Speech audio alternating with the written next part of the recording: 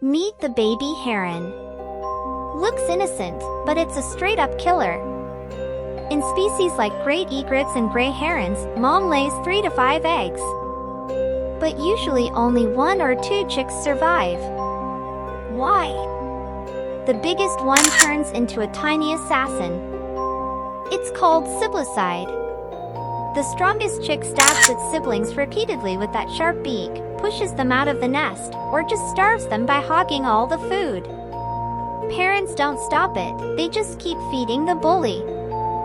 It's brutal, but smart. Parents lay extra eggs as backup in case some don't hatch. If food is scarce, only the strongest survives. Natural selection on nightmare mode.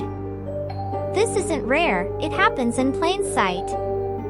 Wildlife cams have shown golden eagle chicks beating the crap out of each other while mom and dad chill like it's normal. If nature is metal. Subscribe to Critter Chronicles for more savage animal truths.